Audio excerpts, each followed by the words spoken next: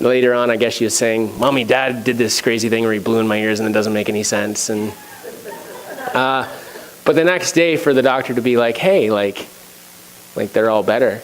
That was a big moment for us as a family. And so I wanted to share that good news with you this morning, that God's still in the business of being God, which fits perfectly into today's final little message in our little series on an untraditional Christmas.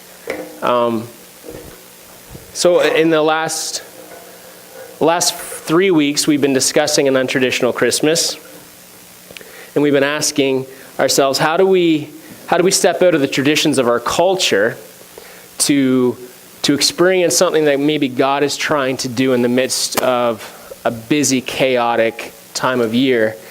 And so the very first week, I invited you to do less, to experience more. Let's actually try to slow down as a people. And this is stuff that we're hearing all over the radio. Like, it's crazy how much the world is just saying too much is too much, and we need to do less to experience more. So I invited you into that, to take control of your calendars, to take control of your schedules, and say, this year we're going to do some stuff, but we're not going to do so much stuff we feel burnt out at the end of it. Because come Boxing Day or come New Year's Day, many of us are just exhausted, and guess what? We get to go back to work and start a brand new year all over again. This is a wonderful time for us to be able to slow down as a people, as God's people. It's a moment of Sabbath rest, just this pause in our calendar to say, okay, for at least 2 days, because I have to work in the Christmas week as well, let's at least take 2 days maybe and slow down and just be with each other and try to experience each other more, which led us into the second week was, if we do less, we'll experience more, which leads to us into the best gift we can ever give is our presence. Because God's very best gift that he gave to us was his presence. He showed up as Emmanuel, God with us. John tells us that he set up his tent with us. He made his home with us. And so if God's greatest gift he could ever give us was his presence, maybe our presence could actually be the best gift we could give to other people as well. And that's turned into a wonderful, chaotic mess at my house on Christmas Day, which is great. We have all of our families coming to our home, which means, well, that's fun for me because I'm an extrovert. I just love a lot of people in a small space with noise and chaos. But we get to be together. And so they're like, well, what can we bring for gifts? And we're just like, let's not do gifts. Like, let's buy some food and eat together and just be present with each other. And so we're excited about that. Hopefully you've come up with some creative ways to give yourself away this Christmas, which led us to last week's, or 2 weeks ago, us discussing, well, who does God show up to? God shows up to the shepherds, these poor, rough, tumbled outcasts in his culture. He shows up to them. And this should be amazing to us, that God doesn't show up to the people who think they deserve God. He shows up to the people who think, and actually the people who are often cut off from God. Which leads us to today's conversation, is that I want you to know that God is still in the business of showing up to you. And I have no idea why this is making me so emotional. Maybe it's because I know that God is still present, and God is still active, and he's still doing stuff like my daughter's ears, and I don't get it. It's weird, but it's beautiful, because God, in the gift of Christmas, is that God is here and he's real and he's present. But what do we expect when we say those things? What does it mean to expect God to show up? What does it mean to say that God is here? And how do our expectations of God hinder our experience of him? I was thinking about that this week. Maybe it's because I've had that song on repeat in my car and in my home like all day long, hoping my kids memorize it and get to know it. But the words to that song is that it's this marvelous plan that God would be born in Bethlehem in this shelter built for animals. And this week, as I contemplated the story that we've heard so many times if you've grown up in church, and it's all over the TV, and still in Belleville, they still have no problem with Jesus being a part of Christmas. And for most people, I think it's mostly our worry that people are concerned. But as I think about Christmas, the story we've all heard, I wanted to spend some time this morning thinking about Mary. When Kristen and I found out that we were pregnant, I say we because I want to be a part of that. We were very, very excited. We had been told we had tried for a number of years. We had lost 2 children to miscarriages. And the doctor told us we'd never have any kids. And so that was a big, difficult time for us. But what do doctors know when God's in control? Because as you can see, I have a few of them now. Or we have a few of them. So when we were told Lincoln was on his way and he was healthy and it was actually going to happen this time, we started planning like crazy. We wanted to have the nursery ready. I learned how to knit because I wanted to make him something. And so I started making all this stuff, and we started decorating and making sure the room was ready. And we were anticipating the arrival of our son. And I think about Mary. Can you imagine being a teenage virgin and being told that you're pregnant, carrying the Son of God? I can't. I can't even imagine being a woman being told you're pregnant, let alone being a teenage, unwed young lady who says, God's like, I favor you and I choose you to carry my son. Imagine the anticipation and the expectation this young lady had. Some of it was probably negative. Imagine being, even today, a teenage single mother. The criticisms from the culture that you would endure, let alone in hers, she could be killed for it. She was engaged to Joseph at this time. That's a different sermon. Their whole process of marriage was different than ours. But the negative implications of a teenage mother, unwed. And what would Joseph think? This would be adultery. Engagement meant marriage. You just hadn't consummated it yet. And so if she's pregnant, what's going on? We read in other accounts of the gospel that an angel shows up to him as well and puts his heart at ease. And at least she won't be alone.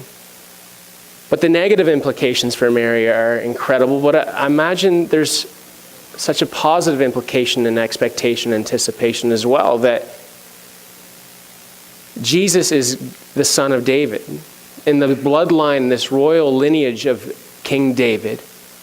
And this is because Joseph and Mary both come from that line of descendants. And so Jesus is stepping into this role of King of Israel. It's a big title. For 400 years, God has been silent leading up to this moment. And now all of a sudden, God is back. And he's about to do something. And I'm not going to assume I understand what Mary was thinking. But when I think of God showing up again and bringing something back, I often wonder if that meant for her the establishment of Israel as it once was. Maybe we will become the nation we used to be, maybe she thought. When we have the right king, maybe we'll actually be a holy nation and God will be present with us.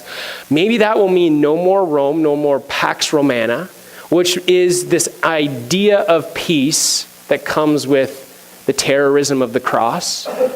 That we have peace if you behave. And if you don't, then we will kill you. And so this was the understanding of the culture in which she lived. And maybe she believed, and many people did, as we understand, as Jesus turned 30, that with a new king meant that Rome would be kicked out. But imagine if she believed. That sounds just like my phone. You owe me pizza now. That was the rule in my previous church. Could be. That would be unexpected. But a king showing up, the king of Israel, to restore Israel to what it once was. And I thought, how often do I think the same thing about God? That if God is present and he's active, if he's still reigning, if he's still king, then is he not in the business of just restoring things to the way they used to be? Do we find ourselves falling into that idea of God just doing what he's always done?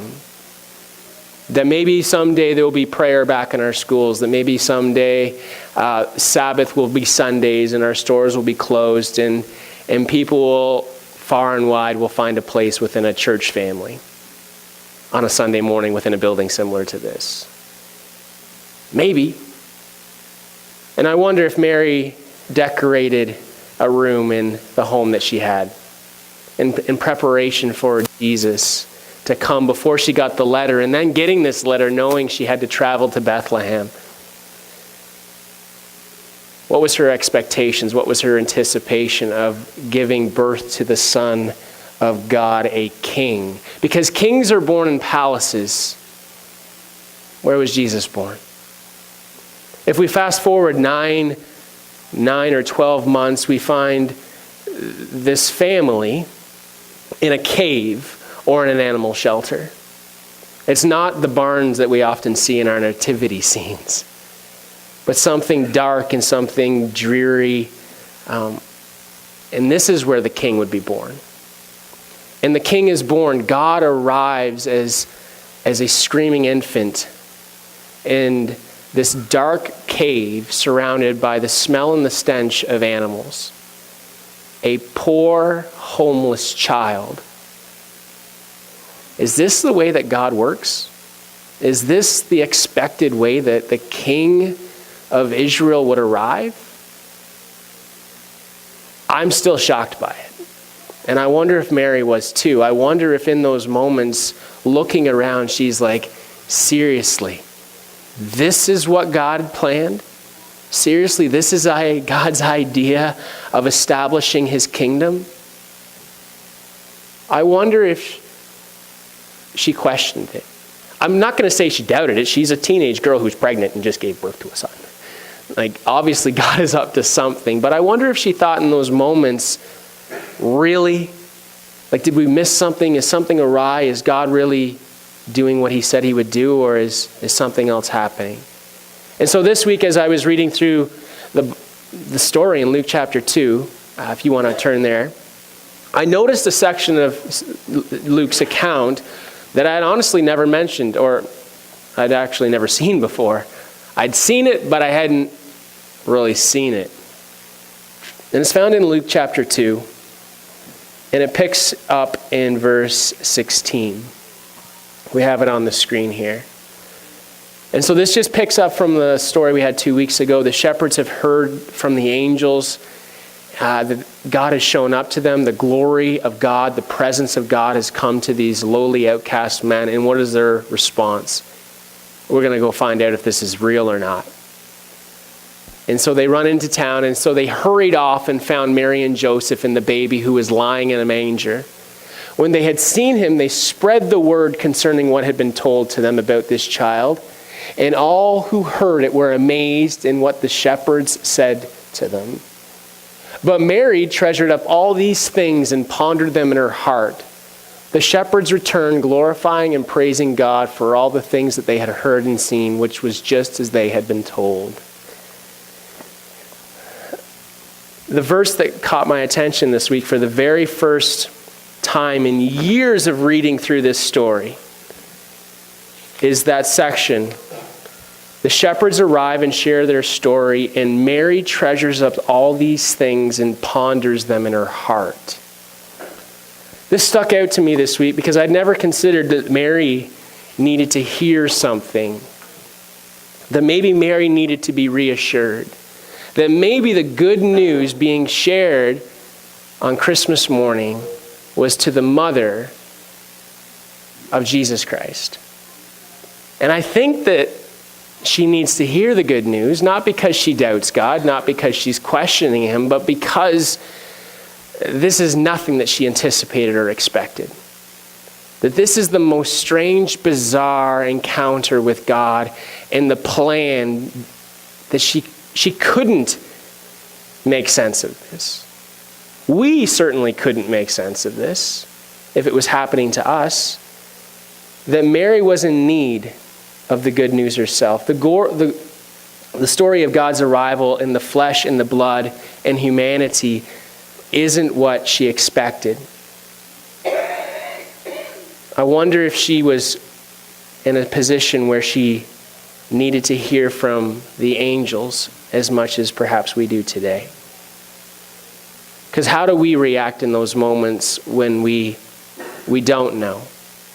In the moments when I was praying for Finley this week, I ask her questions about, like, we tell her about God often, but do you trust God?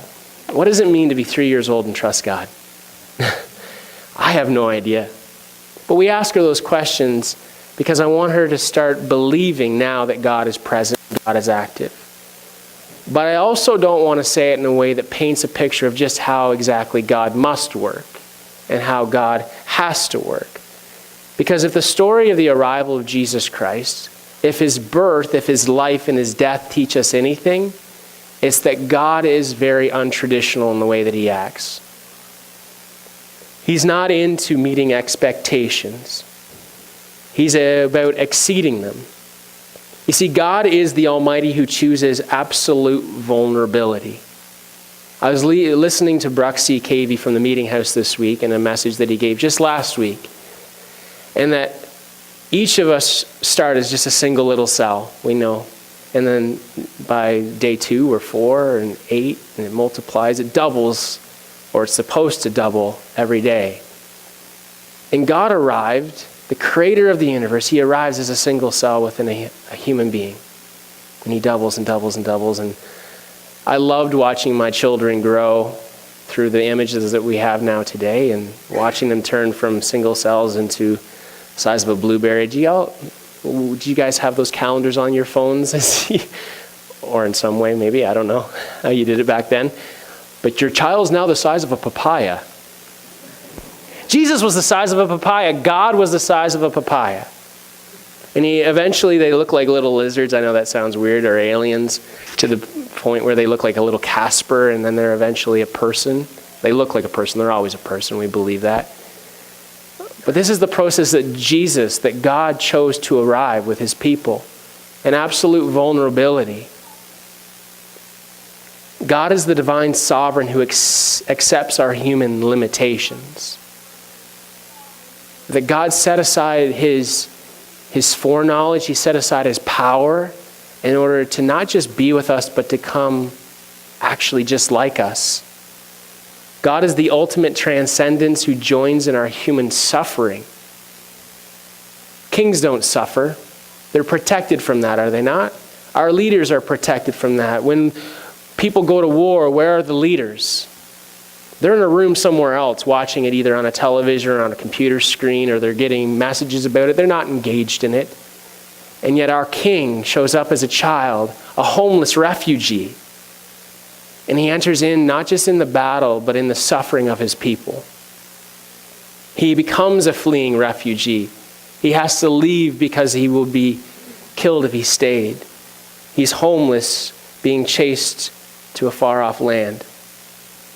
Much like many people in the news today, that God associates with those people who have no home and are seeking refuge, in need of refuge. God empties himself. He doesn't hold on to his glory or his power, but he sets it aside in order to serve one another, other people. He becomes human, he becomes common, he becomes uncommon by becoming poor. God's palace is a stable, his crown is woven of thorns. And as I read the story this week, and as I considered Mother Mary,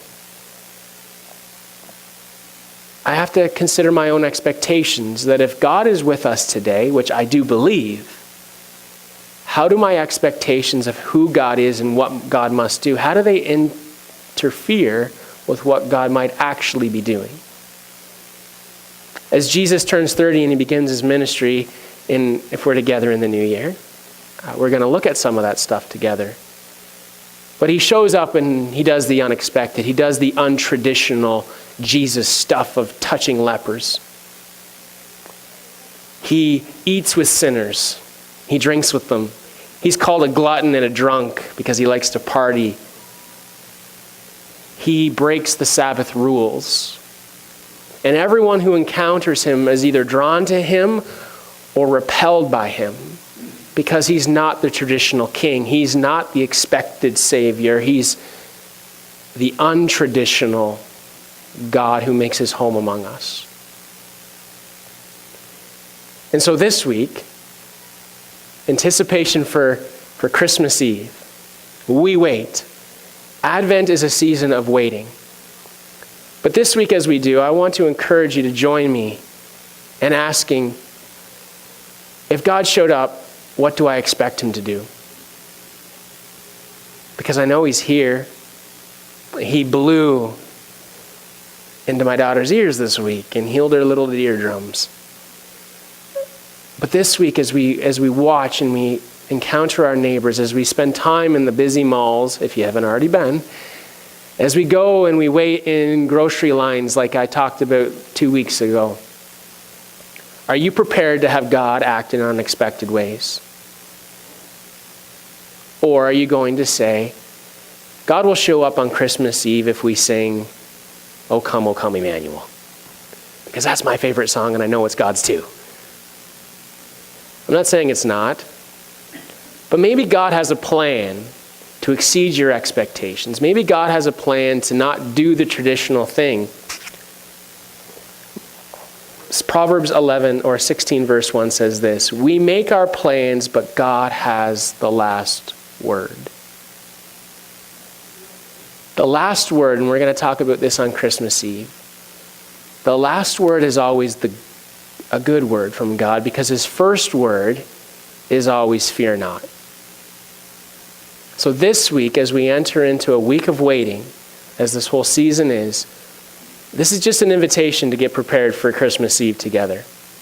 It's an invitation to say,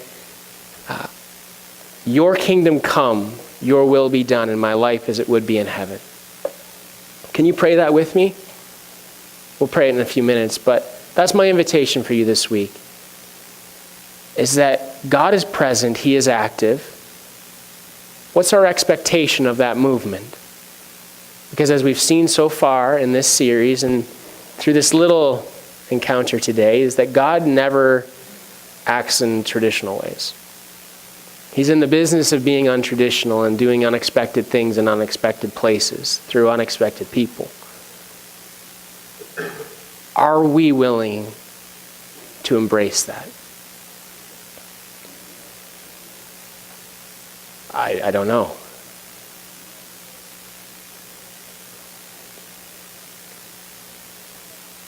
On the night of his betrayal, Jesus met with his friends upstairs.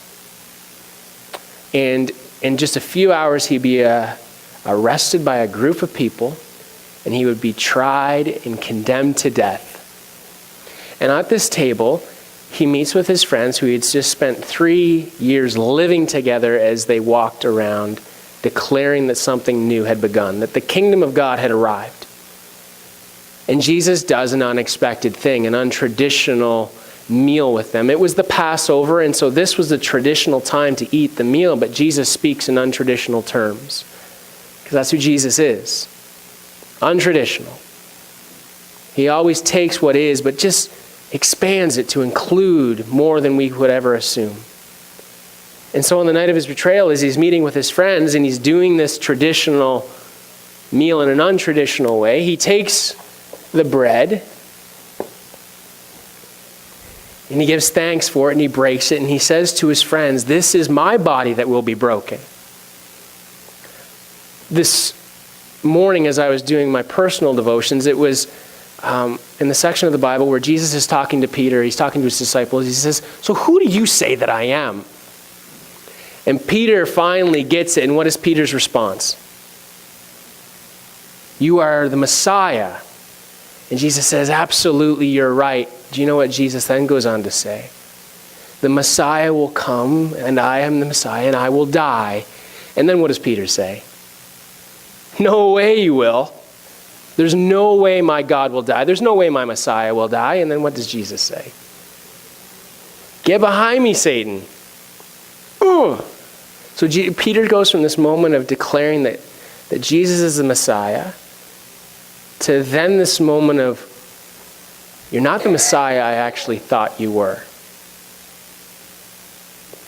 And this is the reality of our Messiah, our King, is that he came and he would be broken for us. He doesn't meet our expectations, he will exceed them. And I'm so thankful that he does. for every single time I've said, God, it's got to be 3 hymns on a Sunday morning. For every time I've said, it's got to be stores closed on a Sunday morning. For every time I've looked at my neighbors and I thought, I'll invite them if they just do X, Y, and Z. And whenever time I'm at work and I get frustrated and I don't want to share what I do, God looks at me and he says, you're my son and I love you. I came and I was born just like you so that I could redeem you to the state of how you were supposed to be. And you can be. This is my body broken for you so that you will never have to be broken yourself. This is the good news of Christmas and the cross. Easter and Christmas all wrapped up. This is my body broken for you. He came to be with us in order that we would be truly with him. And after the meal, Jesus took the cup and he gave thanks for the cup. Do you pray at every course? Neither do I. But Jesus gave thanks for the cup and he said, this is my blood. This is my blood poured out for you. John the Baptist, 3 years earlier, says, behold the Lamb of God who takes away the sin of the world. A lamb would be crucified, or not crucified, a lamb would be killed and its blood would then be poured out for the sins of the people. And John looks at Jesus and says, this is the Lamb that will be killed and his blood will be poured out for all humanity. And Jesus says, this is my blood that will be poured out for you. Blood of the new covenant, a new way of having relationship with God. No longer based on what you do. No longer based on what you do not do. Not that those things aren't important, but you are not loved by God because of what you do. You're not loved by God because you check off a box or you come to church or you don't do it. I'm not going to say, I don't know. And God doesn't just love you because Jesus died for you. God loves you so much that Jesus died for you. And he says, I don't want to be about rules anymore. I want to be about relationship. So Jesus sheds his blood and he says, this is my blood shed for you, the new covenant between us and God. So take this bread and take this cup and eat and drink to the glory of God until his return. O come, Emmanuel, and ransom captive Israel. What is your expectation of release look like this morning?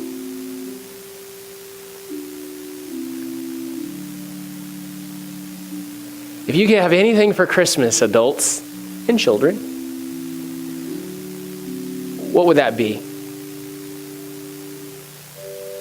Would it be new eardrums? I'm happy to blow in your ear. Is it the fixed relationship with your husband, your estranged son, the neighbor over the fence, the co-worker? Is it an ailment? Is it a bad diagnosis? Is it the depleting bank account, the lack of time? Jesus didn't meet his mother's expectations. I'm not saying he will meet yours. I promise you he will exceed them. This week, as we go into this season of waiting, I pray that our eyes would be open, our ears would be open, and we would be willing to accept God as he is. Untraditional, unexpected, but God. But I also want to invite you to come and eat and drink with me. Come and eat and drink with God. And if you have a Christmas wish, that you would pray with me. We don't get to do that, or we get to do that anytime we want. We haven't done that. I won't blow in your ear if you don't want me to. But let's not be surprised if God does something we don't expect. In fact, let's rejoice when he does. Would you sing this song with me as we prepare for communion? We're going to sing verses 1 and 2, and then we're going to enjoy communion together, and then we're going to sing verse 4. If during this time, my wife will come and help me hand out communion. If during this time you would like me to pray with you about your Christmas wish, we're not talking to Santa. Thank God. I don't mean that facetiously. Thank God that we're not talking to Santa, we're talking to God. I would love to pray with you. Let's see what God can do that's unexpected this week.